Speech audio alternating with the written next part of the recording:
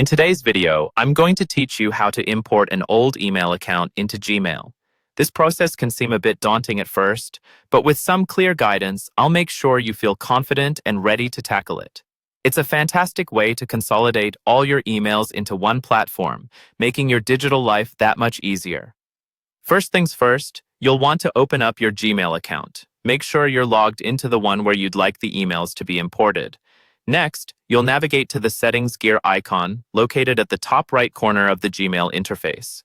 Click it, and a drop-down menu will appear. From there, select See All Settings. This action will open up a new window with numerous options to tweak and customize your Gmail experience. When you find yourself on the Settings page, choose the Accounts and Import tab at the top. This section is key for our process today. Here you'll find several features, but our particular interest lies with the Import Mail and Contacts option. Go ahead and click the option to start the import process. Once you click it, a new window will pop up, leading you through a series of prompts. You will first be asked to enter the email address of the account you would like to import emails from. This needs to be the full email address, so double-check for any errors before proceeding.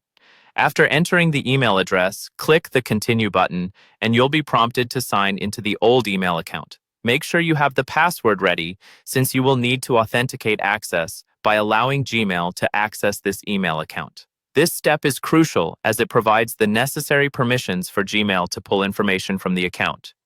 Once you've given permission, you'll be presented with an option to import contacts, old emails, and new emails arriving over the next 30 days. This will essentially bring over all important email components, ensuring nothing is left behind. Choose accordingly based on what you need and click Start. It's recommended to opt for all three options if you're completely transitioning from one account to Gmail.